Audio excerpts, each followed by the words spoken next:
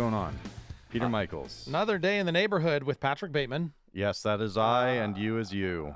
You had something. You had like a little bug or something. I don't know what was going on. You knew people that were sick too. I guess something's going on. There's a couple others that there's a couple other things that I've heard of as well. Yeah. Yeah, it knocked me out. It's not STDs. Nope. Well, I didn't test for that. Okay. But it's I slept a lot. I'm still sleeping a lot. And you tested negative the whole way through it. Well, yeah. Crazy. It was not fun. We ended up missing some shit. I know. I missed Rural Alberta Advantage with Housewife. I heard Housewife was fucking awesome too. Amazing. Really good. Really good. Yeah. Really good. And I didn't realize one of their song titles. Yeah, exactly. So Patrick Bateman. Anyway, somebody was talking to me at the time, and then I heard them say Patrick Bateman. I'm like, are they talking to? Yeah, and he's not even here. He's not sick. Even here. Sick as a dog. I was so Gets bummed. A name I missed drop, that and show. he's not even here. And then I missed Whitehorse as well. Yeah, you missed some. Which I heard was really good. Some doozies. I did catch. I think it's Ellen Froy's. Yeah. I think that's how you Ellen say it. Froy's. Yep. And Deep Dark Woods the other night at Bose, and that was really cool. Really cool. So. Yeah, I'm a little bummed I had to miss that one, but you can't catch them all, as Ash Ketchum said. You want to try though? I think maybe. No, he said gotta catch them all, didn't he? He didn't. Maybe Professor Oak said you can't catch them all. But you can. Because you're fucking 12 years old. You can. Yeah, what's going on? We've got a very fun guest today. So I was working pop radio when she first hit the scene 20 years ago. And I was 12. I was going to say, she looks a lot better 20 years later than I certainly do. Oh, yeah? We're comparing? Sure, why not? Yeah, it's weird because the name of this artist has come up in random casual conversations with me many times over the years, and that's because when I was a youngster, there was a time, I don't know if they do it anymore because I don't watch Family Channel, but they used to end an hour or every half hour sometimes with a music video. And Fefe Dobson had a video or two in rotation on Family Channel, and that was my first introduction to her, I think, before even like seeing some of her stuff on Much Music. So at about 12 years. Yeah, well, I mean, her first record came out in 2003, coming up on a 20-year celebration, which is wild. And I'm sure we'll talk about it, but not the greatest experience in the music industry. She's had a rough go of it behind the scenes for sure. Which, yes, I'm hoping we can get a little bit. I'm sure we will. But we're also talking to Fefe Dobson after, I think, like eight years of no activity, really. Just like the odd single release here and there, which I'm not sure might have been previous singles. Those are all old things that, like, yeah, it's a weird situation where. And I think there's been at least 2 albums that were going to be and then weren't. There's some label disputes, management directional disagreements. So there could be some good information, educational information out of all of this. Which I hope that we can talk about, because we don't often chat with guests that are manufactured. Right. I think in a lot of cases the artists that are do a pretty good job of hiding it. Yeah.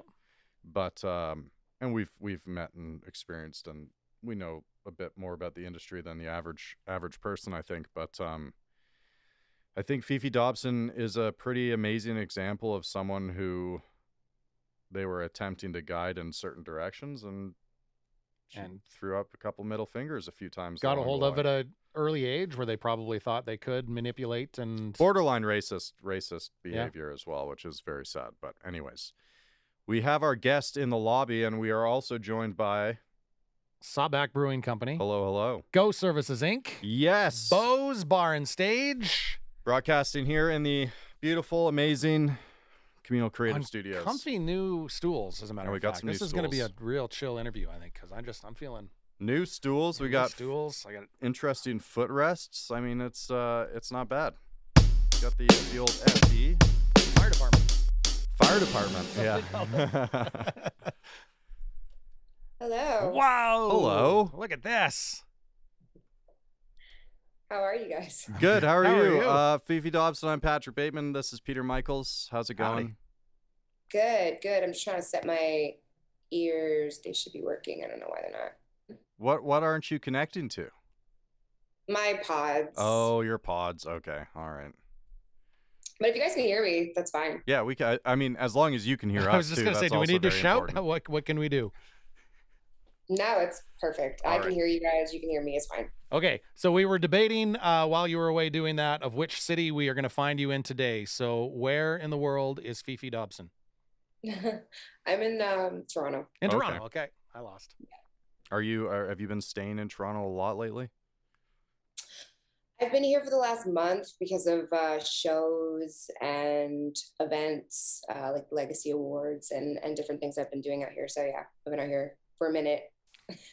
Yeah, let's talk about the Legacy Awards if you can. Can you break down exactly what that night was, what it represented? Because it looked pretty unique as far as this country's recognition events go. I was celebrating Black excellence in Canada, and Stefan James and Shamir Anderson put this together, who I love dearly, and it was about time. We needed this. Yeah, absolutely. And you got to perform too, right? I did. Yeah, I performed with Melanie Fiona and Sate and Julie Black. Yeah, we closed the show. And that was at the New History venue. Yeah. How was that? Amazing. Yeah. So cool. Yeah, where is that? Is that where the docks used to be, or is it right down on the lake? It is by the water. I mean, I don't even know where I was. It's like east area. Okay. Yeah. But it was a fun night. It looked like a huge event. Oh, it was an amazing night. It was really powerful to be in a room with everyone and just like it's just good vibes and energy and just celebrating each other and support. It was beautiful. Yeah, that's very cool. Very cool. I'm excited that you got to take part in that. It seems like a pretty important evening.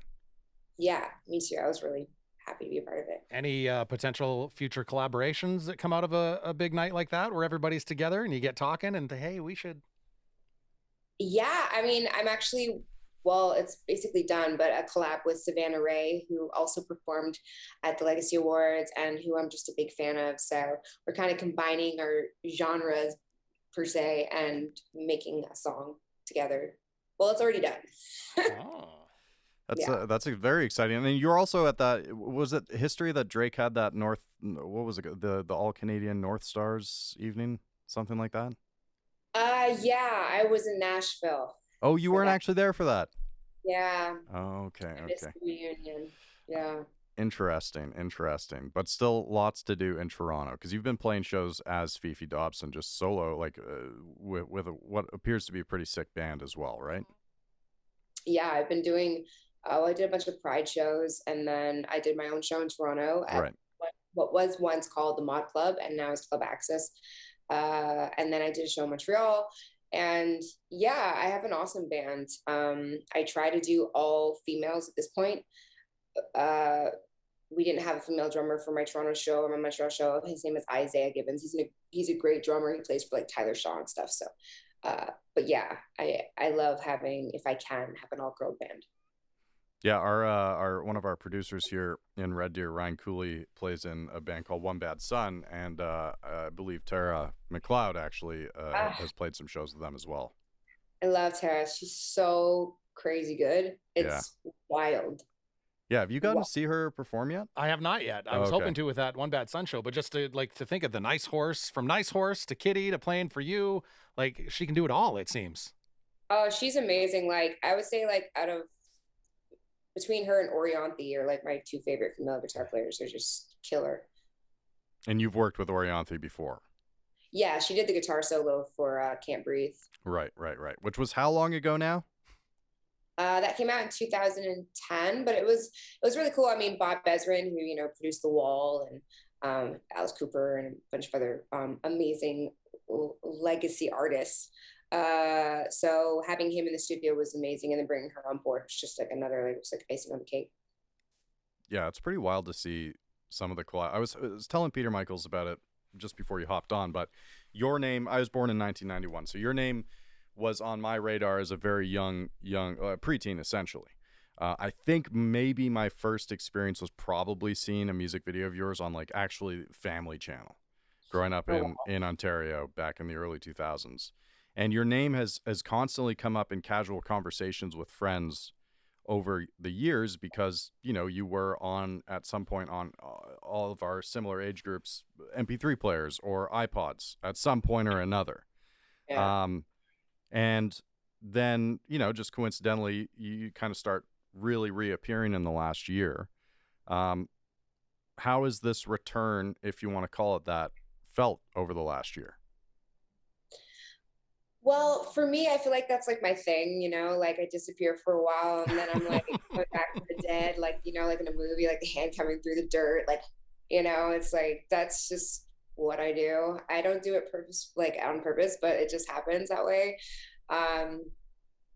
Yeah, it feels always cool because whenever I do come back with music, I feel like I'm in a different place in my life and I've like lived a little bit more and want to talk about some new shit, and it works out that way. But yeah, it's definitely a theme. Over the last 19 or almost 20 years, Yeah. right? Yeah, it's going on, the first album's going on 20 years, I think. So Yeah, that's wild. That's crazy. Any plans to acknowledge with a 20th anniversary of some type, or? yeah, I mean, I would love to do a vinyl. I've never put out a vinyl in my whole career, you know, and it would be cool to put that album on vinyl and maybe do, I don't know, like a couple specialty shows with it and maybe some stuff that comes with the package, you know. But yeah, a vinyl would be sick. Yeah, it's still, I had it on. So I was working in radio at that time. So I was at Big 105 in Red Deer. So I remember playing when you first came out in 2003, and it'd been a while since I gone back and listened to that debut album, but I listened to it again yesterday, and man, those songs still slap. Like if I hadn't heard them ever before and put that record on for the first time yesterday, I would have been like, yes. Yeah. Like Bye Bye Boyfriend, like that. It's a kick-ass tune. That's awesome. Thank you. I mean, it's interesting too, like musically, when like for Tara or for like other members of my band, like the songs seem real simple, like when you listen to them, and I mean, if you ever interview her, like, you know, certain people, they'll be like, yeah, that shit's intricate. Like it's really like, it's difficult and she slays it, but it has a lot of, we really wanted it to be musically just on another level. So we made it harder for ourselves than we needed to, I think. Way back in the early mid 2000s, you mean? Yeah. And so, first album, yeah. Right. At that age, were you 18 when the album actually dropped, or just a bit older? I was 18 and I was writing it when I was about 16. Right. Writing it. And what exactly were you writing at that young of an age? Well, I was boy crazy, so I was writing about that. Right.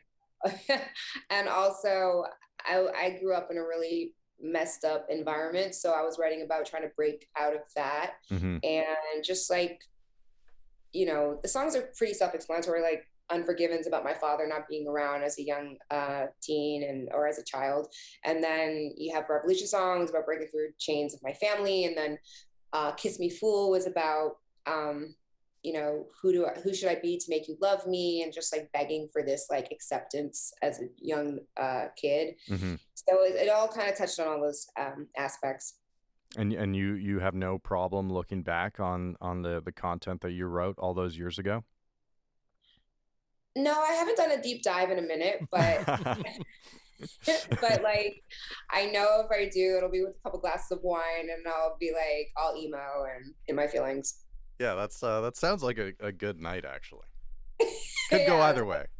Yeah, exactly. So there's a ton of relationship songs. I'm curious, what's the difference between writing, you know, kind of relationship love songs in your late teens, early 20s to now 20 years later? How has the story changed a little bit of how you would write a love song? They're just a little more intense. You know, when you're young, you feel like everything is intense. Mm-hmm. But then you really realize it ain't that bad in a relationship, and like you will find somebody else and maybe he wasn't that great. But now it's like you get older and you're like, well damn, another one? Like it just hits harder. It's just like, sucks. It really sucks. New inspirations. Old inspiration, but in a new, from a different perspective. Yeah. Exactly. Yeah, that was. I mean, I can't believe like just like doing some research. It brought me back to growing up in Scarborough as well. Okay. With the thought that, and everyone knew, and there were all sorts of weird stories, but Sum 41 is a huge band, and they live 15-20 minutes down the road. And I remember, Oh, wow. I mean, they at the time they were I think it was Ajax or Pickering.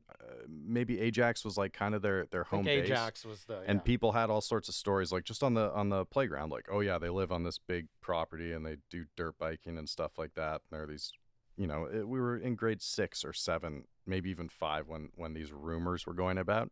But I always remember being so connected to that band just because they seemingly or apparently lived so close. And it felt like they were part of the community. Did you experience that as well? Because I know you're a bit older than me, but was that at all influential in your own songwriting progress? Was like knowing that this huge, massive band was born right down the road from where you were?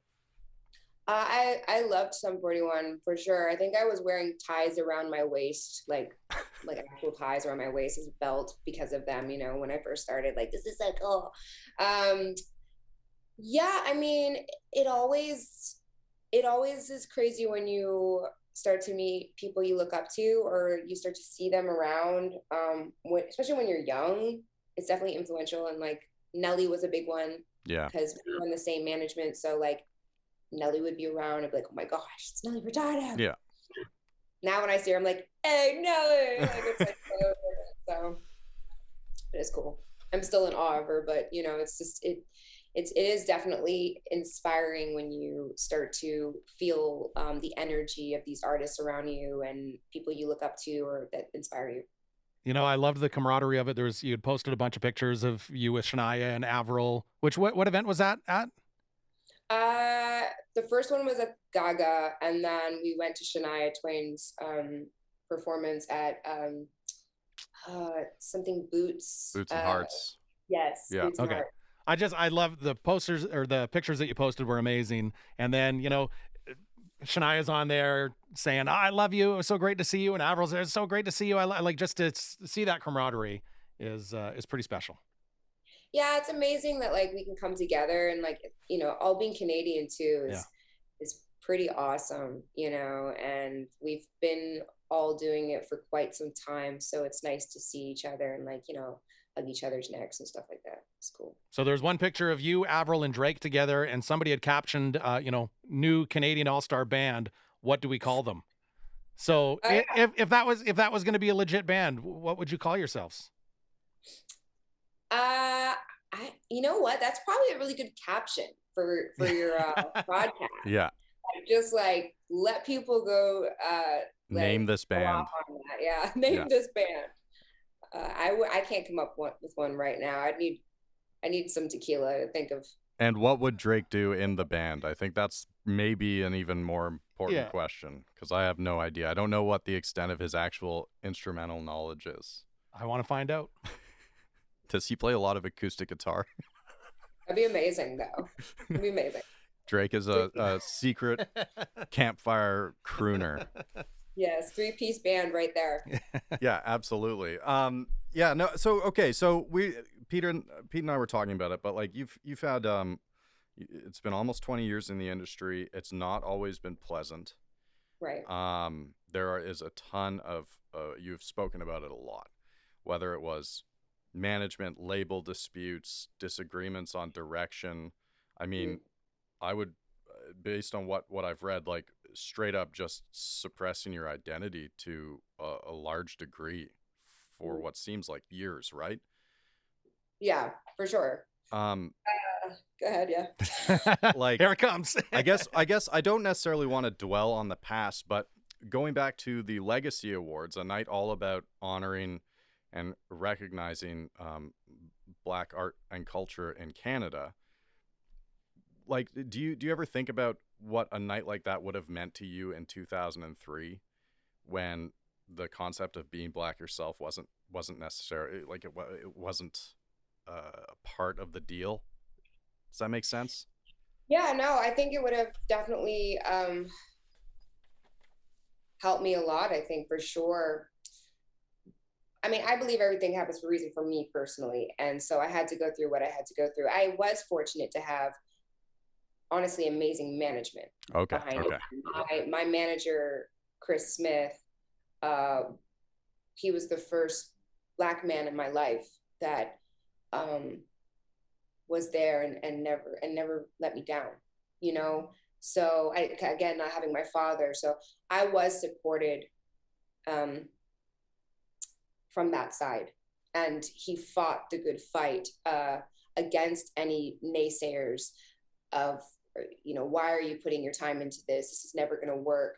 So, and then that's kind of trickled through because Danny Reiner, who works now, he's kind of branched off into his own. Now he's managing me. So it's like, we're all still the same family. It's still under the umbrella.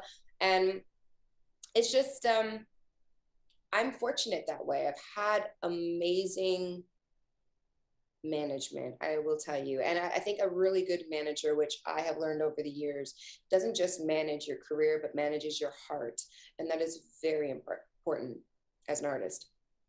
Yeah, I think that's a really good point that isn't often talked about, where the heart, the emotional aspect is well, the main reason why a lot of artists get into putting out content in the first place.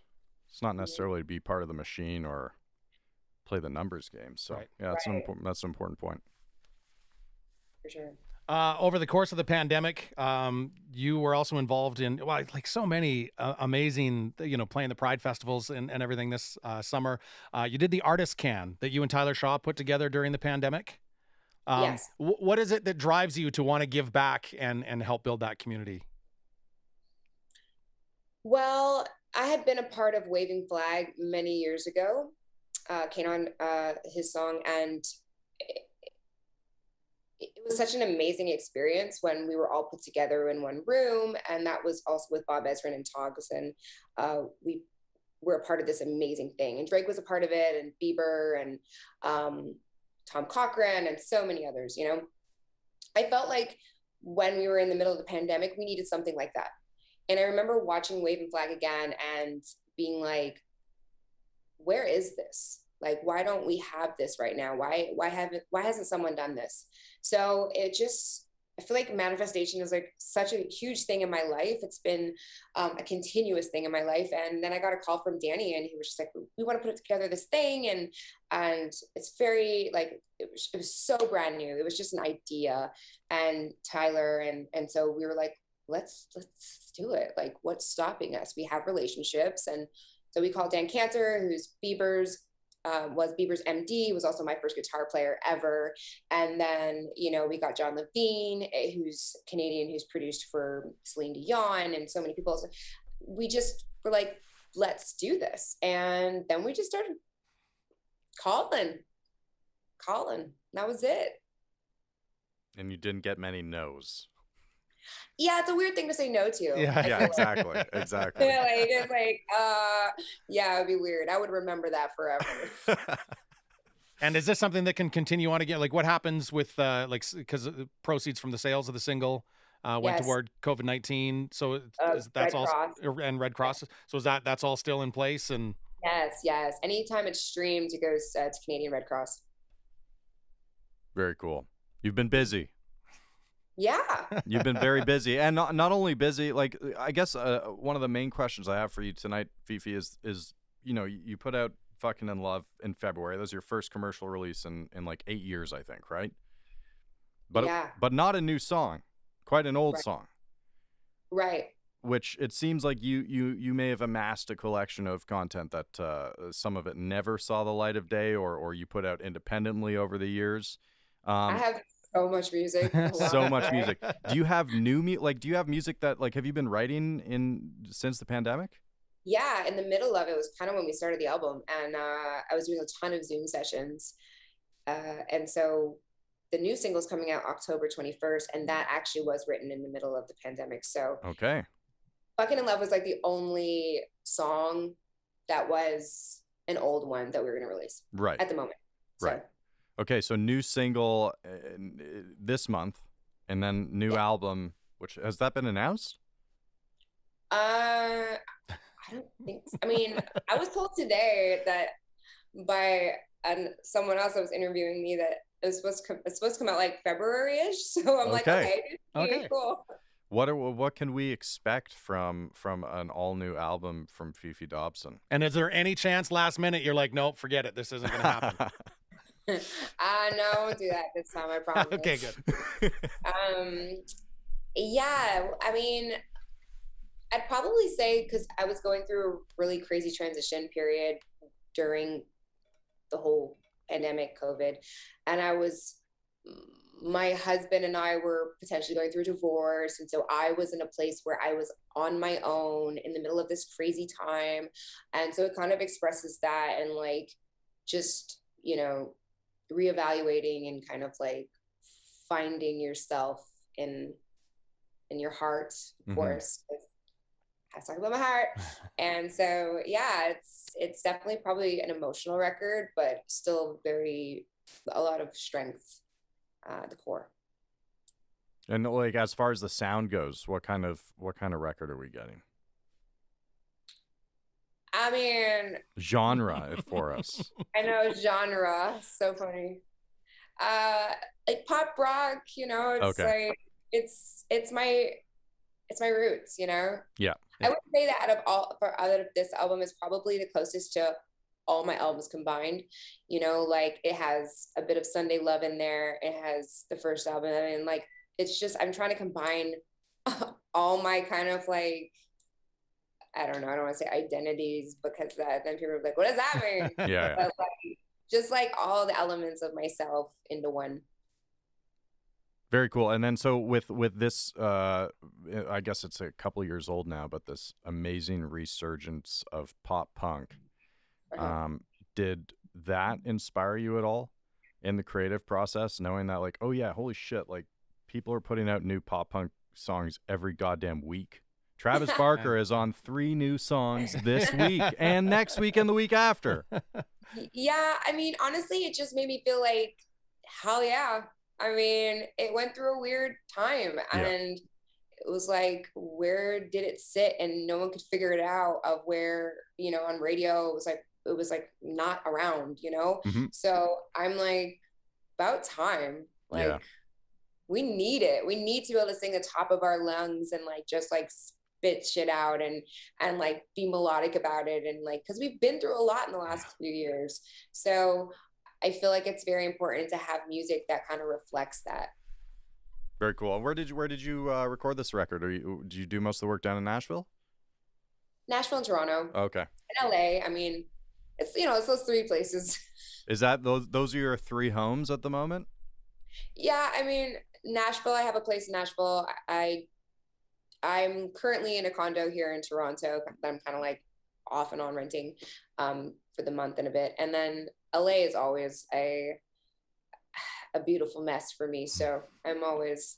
You go and then you need to leave? You have to go and then you have to leave, kind of thing? Yeah, exactly.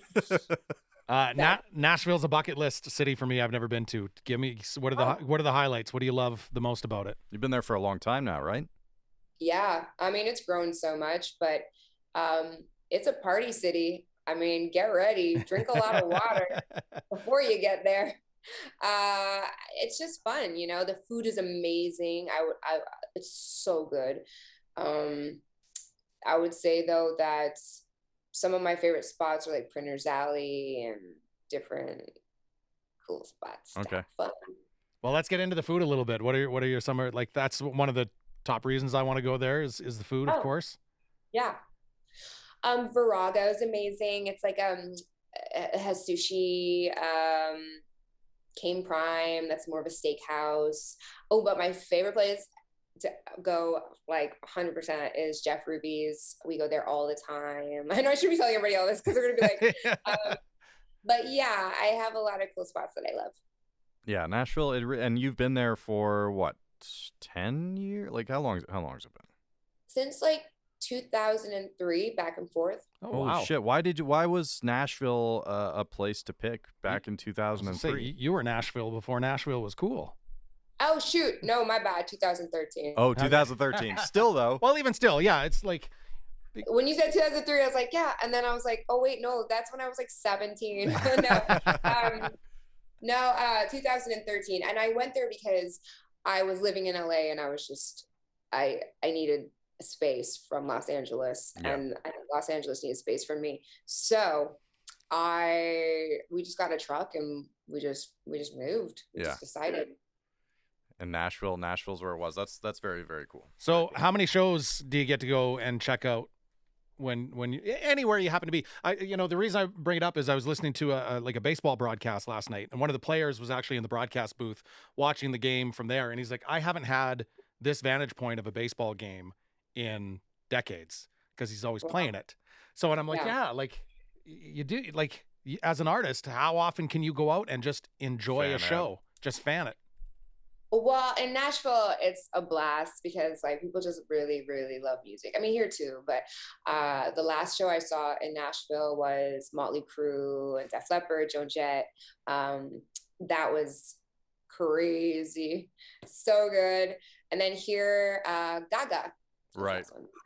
Which was what, like a month, 2 months ago, something like that.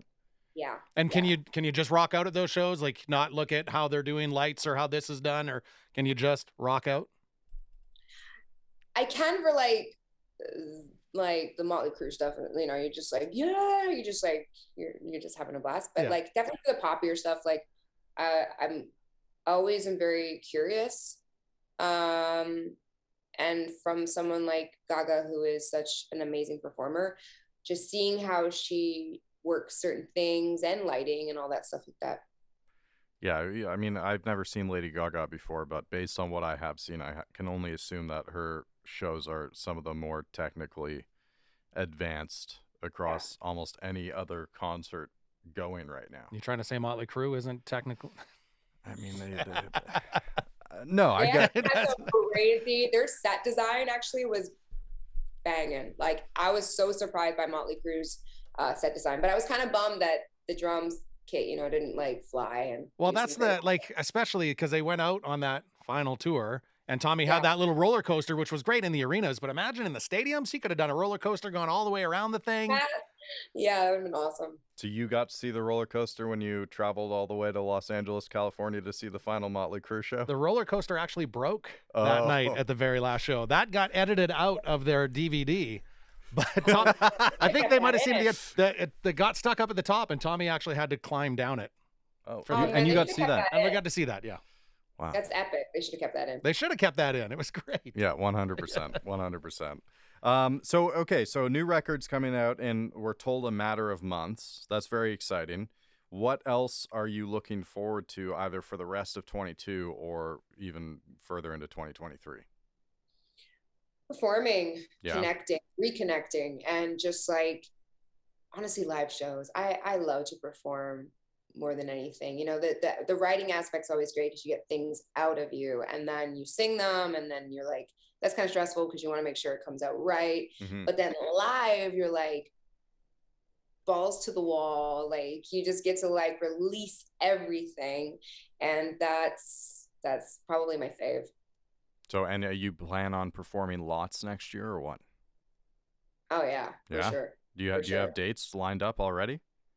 I think we're like talking about it currently. Because most of this year was one-off stuff, right? Like the Pride festivals and just kind of one-offs here and there. It was one-offs also because like it was a new single. Yeah. And, it was like back on the radar kind of vibes. And so, once we have another single out, and kind of progress to that live show touring vibe. So I'd say about 95% of the guests we've had on the road, the stage, and we started this podcast in April 21, give or take. Almost every single one of our guests had a release or a tour severely impacted by the pandemic, which then caused delays or, mostly delays and disappointment. But from where I'm sitting, it sounds like instead of severely impacting your plans, it actually just influenced you to get going again. Is that right?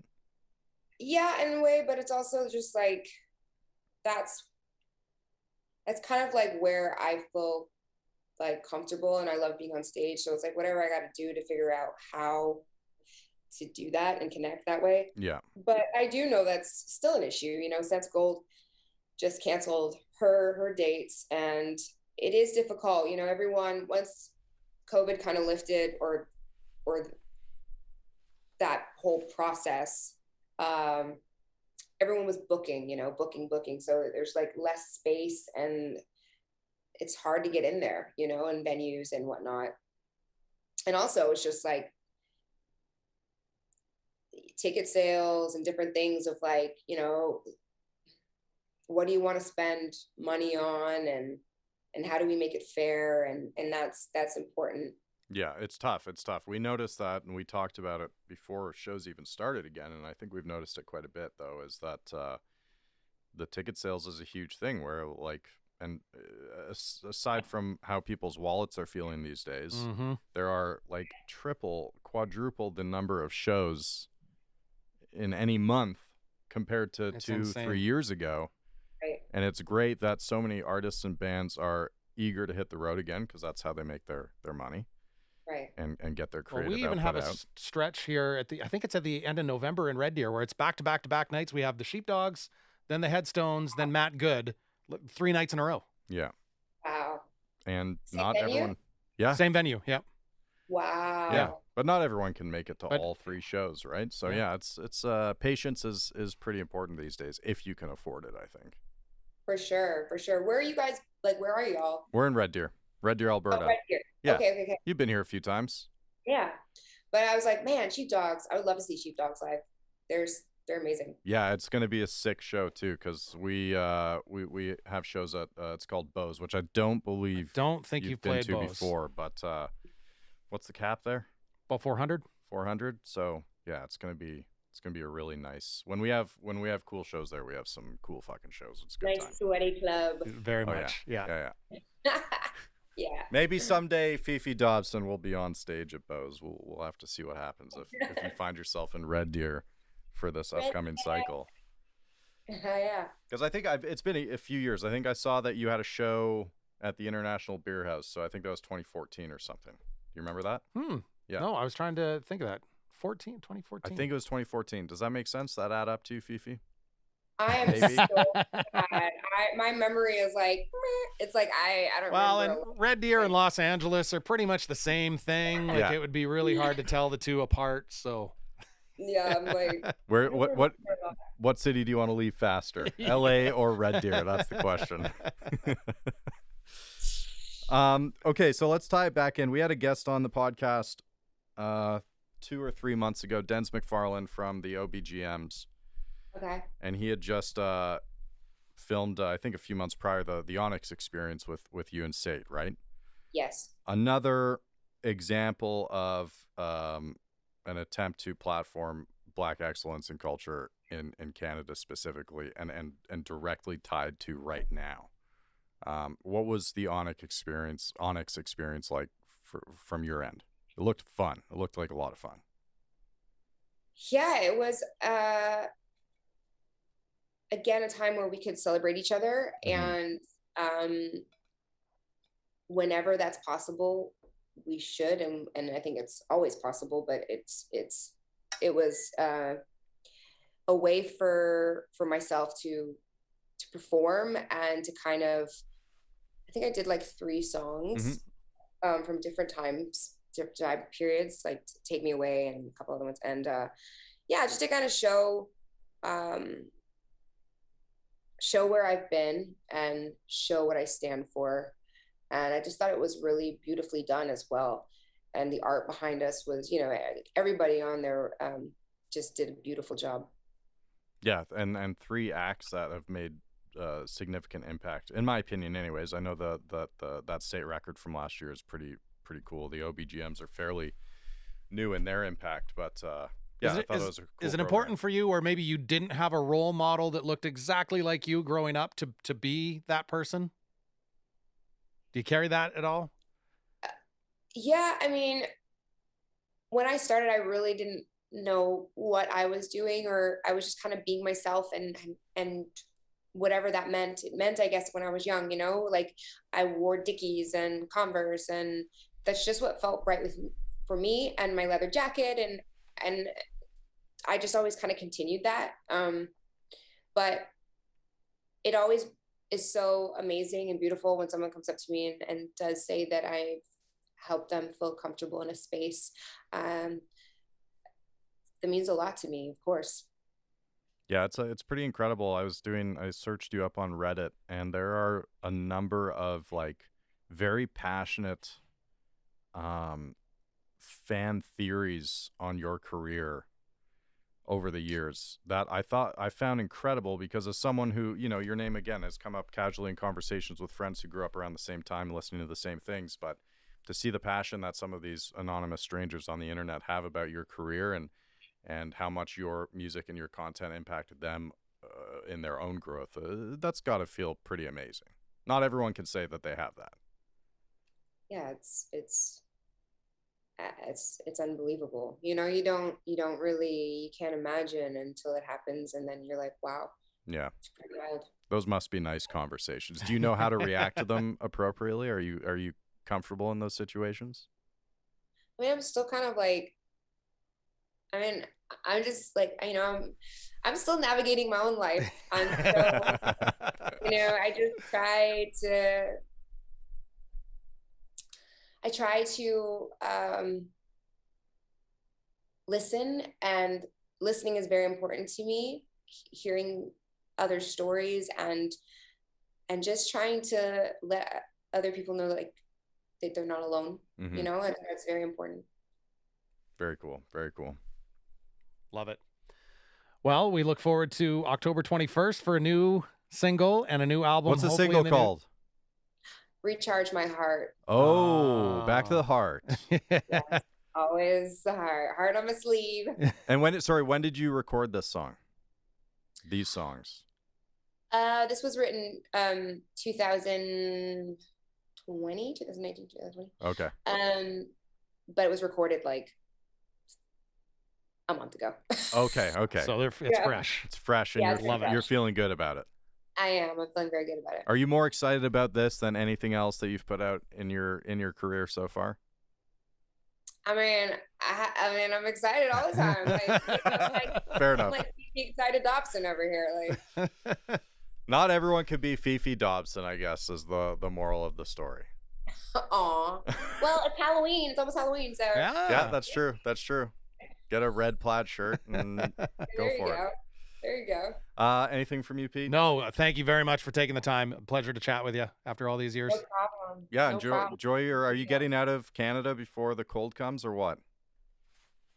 Yeah. Yeah. Yeah, that's the plan. Yeah, does Toronto even really get that cold? Yes, it does. Yes, it does. Come spend a winter in Red Deer, especially compared to Nashville, I'm sure. Yeah. I'm sure Red Deer is colder though. Yeah, it is, and for a lot longer. But oh, you let us worry about that. How do you feel about -40? I don't really understand Celsius. Fair well, enough. You've been gone a long time. It's freaking cold. Okay, cool. All right. Well, thank you so much for making the time, Fefe. It was a pleasure meeting you, and you have a fantastic evening. Thank you, gentlemen. Have a great evening. You too. Bye now. Bye. Peace. Oh, I'm hot. It's very toasty. It's toasty, and I had to wear my jacket because I came from work. I'm wearing just That's a your polo. work attire? Yeah, just wearing a polo. Fefe Dobson. I had a little. I'm gonna have to wipe these down, I think. Oh, are you sweating? Ear sweat. Good God. Ear sweat. Get yourself together, man. So sorry. You've never seen Fefe Dobson I've before, never right? seen Fefe, and I was surprised to hear you say the International Beer House. Yes. I don't remember. 2014, I believe. And again, I was working at a station called Big 105 in 2003 when, all those songs were huge. Yeah. I don't remember her coming through at that time, but I could be mistaken. Maybe I'm also very wrong. Maybe. Never. Oh, I've been wrong a few times on this podcast. Yeah, that was a great chat. A wonderful person and a great, attitude, and with everything that she's been through, and the here and then gone and then back and then not. Yeah, I don't think many artists, and I think it speaks to her talent and the longevity of her songs, I don't think every artist can take off. Well, honestly, if you think how many artists go away for even 6 months nowadays, and they're just forgotten about. Yeah, and I think I really hope we get to talk to July Talk, because the one thing that I've wanted to ask July Talk for the last 2 years is what happened with your pandemic record, because they put out an album in, I think, July of 2020. We're not able to tour on it. They did some outdoor shows, but just very, very local. Weren't able to tour on it. I don't know how it would have done on charts, given that we were in a pandemic. I don't know how the charts were affected by that. But that record is fucking amazing. Mm-hmm. And I personally don't know many people who spend time with it. It does not have the same clout that, say, like Touch does. And it's every bit as good, if not better. I thought it was... They're different albums, but yeah. I thought it was fantastic, and I've listened to a lot. They just put out 3 new songs. They did this show. You saw what happened yesterday at the Horseshoe? So did you see, I think it got spread around a little bit, but they wrote a note, like a note for somebody to get out of class to be at that show. Did you see that? Yeah. It was my cousin. No way. Yeah, it's my cousin of mine that lives in Ontario that they wrote the note for her. So she hasn't sent me the videos yet. And I don't know if they had phones in there or not, but she was at the show last night and she was going to send me some video. That's incredible. So July Talk, we're doing a show. We're playing our new album. Yeah. I think the full album. Which is, who's done that? No one's heard it. There isn't even a fucking single out. Yeah. You can't buy tickets online. You have to buy them at the door. So people lined up at, 6:30 in the morning, 8:30 in the morning, something like that. Which is why she needed the note to get out of school for the day. Right. To go to the Horseshoe, which, I mean, that alone would have been an incredible experience. And I guess what I want to ask them is, you put out a record in 2020 that, from my perspective, was largely unrecognized by people that I expected it to be recognized by. And 2.5 years later, you're going to put out another record. This time you'll be able to do all the promotional magic you want to. But with Fefe, are you guys following some sort of structure? Some sort of business-led structure, or are you just doing it? Because I that's where I'm kind of leaning towards. Yeah, and it's working. And good. Like, good. Yeah. No, I don't know. It's an interesting business. I would have liked to have, actually, I should have asked her about the first, like, going in with a song called Fucking in Love and figuring out how to ship that to radio. Well, but that's the thing. Maybe it doesn't matter. It doesn't matter, does it? It doesn't matter. Anyways, that was a very illuminating chat. Very happy to hear that Fefe Dobson's putting out some more music, because when you start doing the research, as I'm sure you and I experienced similarly, she's pretty important creative artist in go this back country. And listen to that debut record. It's like, amazing. Honestly, it's those 3, like, it's Bye Bye Boyfriend, Take Me Away, and I think Everything are like back to back to back on that album, and it's just it's killer. Yeah, and that song about her dad, Unforgiven, is will get you as well. So definitely go back and listen to that album, or else. Very cool. Or else Pete's gonna show up and beat the shit out of you. I'm just gonna play it really loud outside of your house for days on end. All right, well, we got more shows to look forward to. I realized I got a big wedding that I'm emceeing this weekend, so my mind's, and I've been sick, so my mind's kind of been all over the place. But do we have shows next week?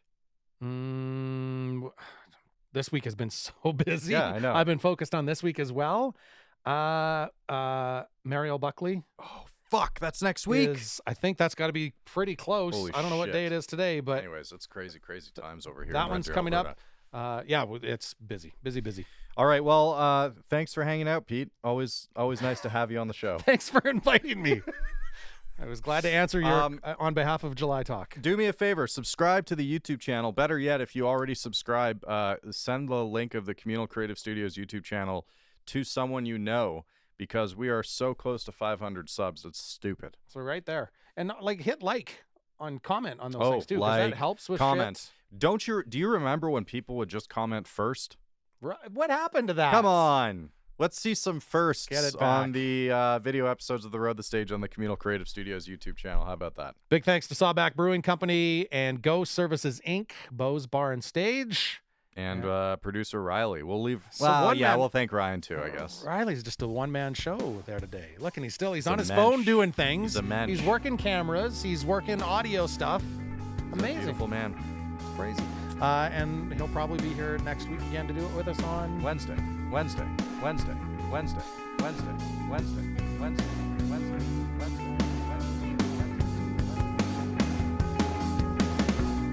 The Road the Stage is produced by Ryan Kuly and Ryley Surian at the Communal Creative Studios in Red Deer, Alberta. In partnership with Go Services Inc., Sawback Brewing Co., Tourism Red Deer, and Bo's Bar and Stage.